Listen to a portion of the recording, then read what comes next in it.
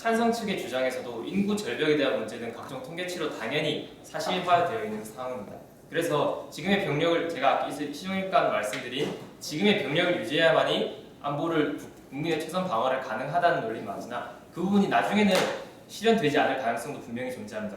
그렇기 때문에 국방부가 이를 자시하지 않고 2022년까지 52만 명까지 지금의 인구 감소율을 보정했던 52만 명까지 인원을 순차적으로 감축한 다음에 그 와중에 동시에 각종 현대화 사업을 이미 진행하고 있습니다. 관련 예산도 수천억을 들여서 지금 뉴스 보시면 아시겠지만 물론 수많은 방산비리가 있죠. 그 부분은 제도적 개선이 필요한 문제고요. 뉴스를 통해서 계속 국방부가 계속 중심으로 나가는 정책은 어떤 숙련도 문제도 당연하지만 국민의 현대화 문제입니다. 그를 통해서 인구 절벽을 통한 그런 문제를 전방의 방어를 통해서 어떻게든 대안을 세워놓겠다. 그게 국방부의 지금 중심적 추진 전략이고요. 그러니까 그 현대화 전략을 먼저 완수한 다음에 어떤 국민의 지금 레벨 정도로 국민의 피해를 최소화할 수 있는 전략을 완성한 다음에 그 다음에는 이제 국민의 그 병력 감축이 가능하다면 그 다음 모병제를 도입해서 병력 감축이 필요하다는 것이지 아무런 대책도 없는 지금 바로 어떤 대선 포퓰리즘적 문제로 인해서 모병제를 실시한다는 것은 국민의 안전을 위하는 전략일 수밖에 없습니다. 대체 어떤 가치가 어떤 경제적 손실이 있든 혹은 개인의 그러한 그 스트레스가 더 올라가고 개인의 권리가 침해됐다고 느끼는 간에 어떤 가치가 수많은 국민의 안전을 위협할 수 있는 가치보다 위에 있는지 저는 다시 한번 여러분께 여쭤보고 싶습니다. 가장 먼저가 돼야 될 것은 아무리 낮은 확률이라도 기대값으로 비교했을 때 이쪽의 고통이 훨씬 더 크더라도 그런 기대값으로 확률로 비교할 문제가 아니라 아주 조금이라도 국민의 피해가 갈 수 있는 가능성이 있다면 그 부분부터 막는 게 당연하고 그 다음에 다른 가치를 보존해야 된다는 게 저의 결론입니다. 감사합니다.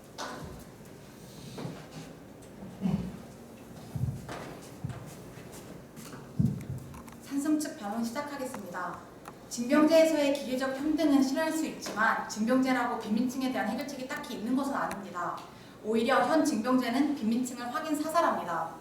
모병제가 대체로 더 나은 대우를 받는 만큼 징병제보다 빈민층에게 실질적으로 더 유리할 수도 있습니다. 가혹행위가 근절되고 인권 침해가 없는 환경에서 본인의 선택에 따라 전문 직업인으로서 학당의 대우를 받으면서 군 생활할 수 있게 하면 군의 전문성과 사기도 높아지고 그만큼 국민을 위한 군대에서 일한다는 자부심도 느끼게 될 것입니다. 또한 우리나라는 인구절벽으로 인한 군 전력 약화에 대비할 필요가 있습니다. 군을 현대화해야 군이 앞으로도 지금과 같은 전력을 유지할 수 있습니다. 게다가 저출산으로 인해 경제활동 인구가 줄어들고 있는 때입니다. 의무 복무를 폐지해 이들을 사회로 내보낼 수 있다면 저출산이 야기하는 생산 문제를 해결할 실마리가 되겠죠. 독일 정부가 2011년 징병제를 폐지한 근거도 저출산으로 인한 병력 감소와 경제활동 인구 감소라는 이유 때문이었습니다. 가장 왕성한 활동기에 강제 군 복무는 국민 경제적 측면에서 노동력의 손실이 매우 큽니다. 군을 18만 명 감축할 경우 16조 5천억 원의 GDP 상승 효과를 기대할 수 있습니다. 징병제 폐지 후 과도기 동안 기존 징병 병력들의 복무 기간을 차근차근 감축하고 병력 구조를 새로 개편한 후 필요 병력만 모병제로 모집하면서 점차 모병제로의 변화를 꾀하자는 게 저희 측의 의견입니다. 변화는 두려움의 대상이 아니라 더 넓고 깊은 영역으로 성장할 수 있는 흥분의 대상입니다. 군의 주력과 주력은 사병입니다. 그들의 사기는 위로부터 주어지는 것이 아니라 그들 내부의 열정으로부터 나오는 것입니다.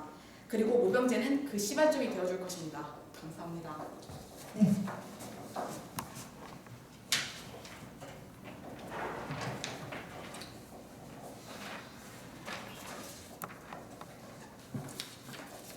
반대측 두 번째 반론을 시작하겠습니다.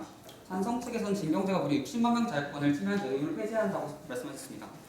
60만 명의 2년 동안 자유권 물론 중요합니다. 우리 하나는 소중한 인간이고 자유는 태어난 순간부터 헌법으로부터 보장되는 권리이니까요. 하지만 그럼 나머지 4,940만 명의 자유권, 행복할 권리, 안전할 권리는 도대체 누가 보장해줍니까? 하루하루 북한의 선제 공격으로부터 덜덜 떨며 매일같이 불안한 삶을 살아가야 할 우리의 삶은 누가 보장해줍니까? 국가의 안보는 개인의 이익과 분리된 요소가 아닙니다. 한국의 상황에 맞게 설명하자면 당장 군대에서의 2년은 남은 평생을 안전하게 살 수 있도록 해주는 일종의 보험료 같은 것입니다. 당장 우리나라의 예시만 보더라도 종전이 아닌 휴전이라는 현 상황을 고려했을 때 비교적 안정한 상태를 유지하고 있습니다. 물론 보험의 특성상 사건, 사고가 발생하지 않으면 그 혜택을 체감하기 어렵다는 단점이 있습니다.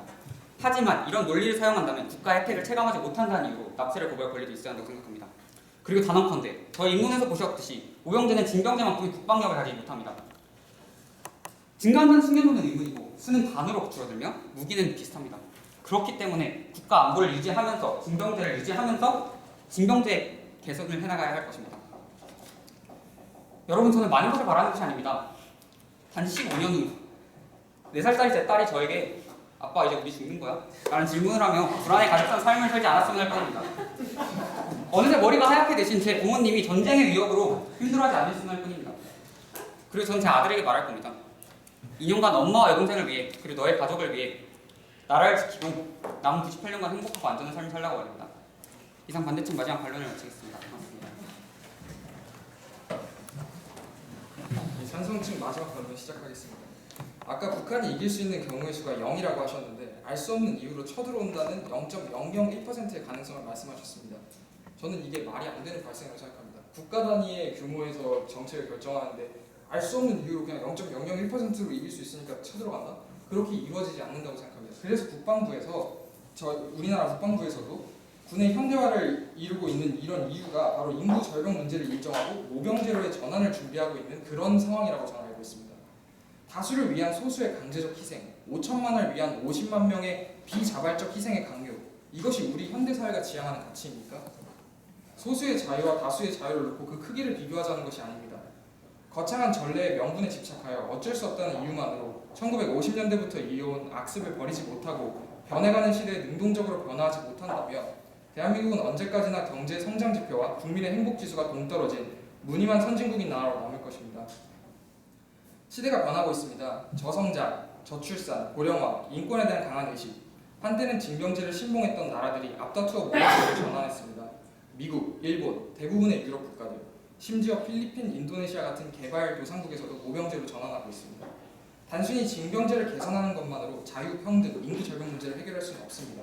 징병제 아래에서의 병행은 당사자가 강제로 집단 수용된다는 점에서 본질적 성격이 감옥과 유사하기에 비자발적 집단 수용, 그 하나만으로도 어떠한 보상으로도 사회적 합의를 이뤄낼 수 없을 것입니다.